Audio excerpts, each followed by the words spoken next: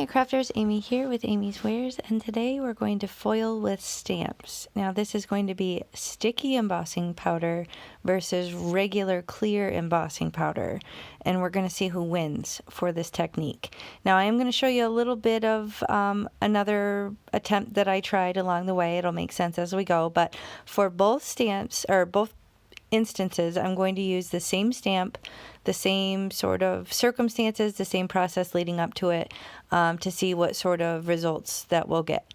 And I'm going to use Versamark clear embossing powder. I have this gold foil, and basically I have two pieces of cardstock here, both 4 1/4 inches by 5 1/2, so US A2 size. I'm loading them up in my Mini Misti, and I am going to treat the cardstock with my embossing tool from the Rabbit Hole Designs. So once I get this picked up with my Misti lid, I'm just going to kind of coat the paper with that embossing powder, and what that does is it makes it so the embossing powder doesn't stick where I don't want it to. It's only going to stick to this sticky clear ink from the stamping. So I'm going to do this a couple times to make sure I get nice even coverage. I'm using my press tool from Tailored Expressions here, and I'm going to stamp it a second time before I coat it with one of the two powders. I don't recall which one I started with. In this case, I'm just going to kind of pour it over a little folder here. Oh, I have the sticky embossing powder. Now, bear in mind with this stuff, for some reason it fluffs up. So when you want to pour it back into your bottle, it may kind of be a little bit more full. So just bear that in mind. It kind of gets fluffy. And I kind of think this is some sort of powdered glue.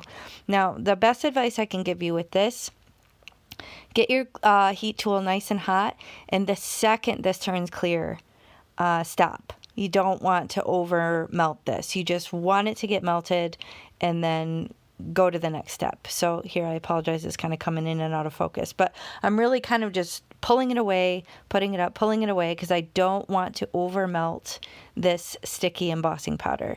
Now I'm going to do the same thing with the other piece of cardstock. I'm going to, condition it with this embossing tool, stamp it 2 times, and then I'm going to coat it with Icicle embossing powder from Brutus Monroe, which is a clear embossing powder. I think you could also do this with white if that's all you have, but I'm going to stamp it 2 times just like the other instance, and then I'm basically going to see which works better. Now, in the past, I've done a video about foiling without heat, like without a heat laminator or a Mink or anything like that. I did the sticky embossing powder, and I was able to use pressure through my die cutting machine. So I am actually going to try that first with my sticky embossing powder in this instance. So here I'm just making sure it's fully coated. Same thing, I'm going to cook this with my embossing heat gun here and melt the clear embossing powder here. I'm still usually mindful not to overcook it, but I'm not as worried with this regular embossing powder as I am with that sticky glue embossing medium that I did on the first panel. So I'm just going to melt this. Now, I'm first of all going to try with my Spellbinders Platinum 6 to see if the foil will stick like it did in my previous video. But here I want to mark on the back of one of them so I don't mix up which is which, because they both melted clear and I don't want to mix up the results here. So the sticky embossing one, I think the first mistake I ran into here was not immediately covering it with foil and moving on to the next step. I kind of let it sit there while I cooked the other one. And I think the fact that it was totally cooled off, I wonder if that didn't work against me in this case. So again, I'm keeping all my trial and error in this to show you. Here you can see I have the platform and I have the 2 cutting plates. I have my cardstock with this sticky embossing powder and my foil. And what I'm trying to do here is to replicate a prior video that I was successful with foiling some floral stamps. Now here I can feel there's not very much pressure, so this is where I'm going to put in a piece of paper shim, like an extra piece of cardstock, just to give it a little bit more pressure. And I kind of bent that, oopsie.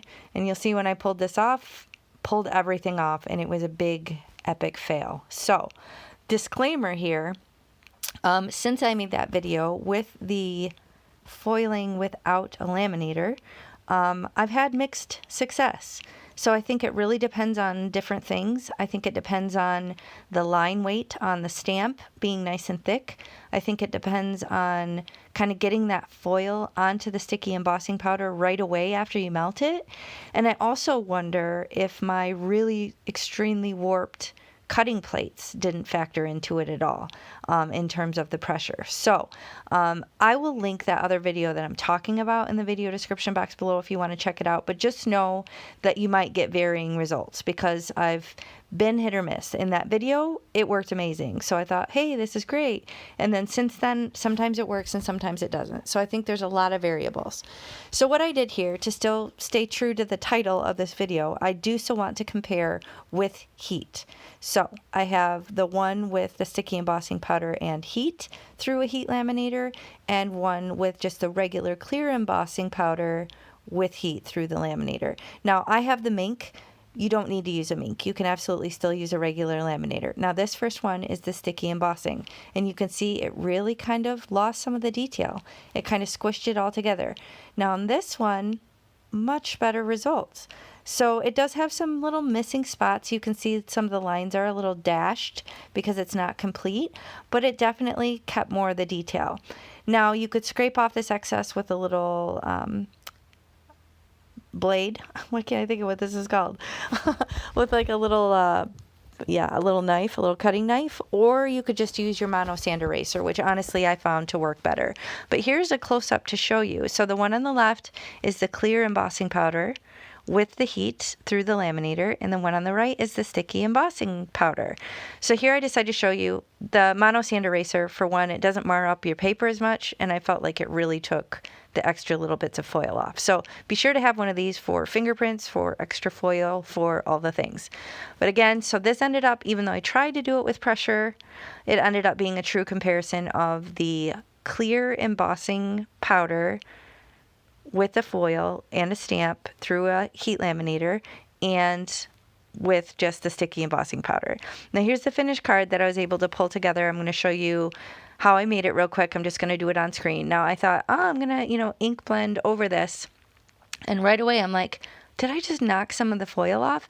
I'm not entirely sure I did because, like I said, there were little openings that didn't foil completely. But I don't know if I was just too rough.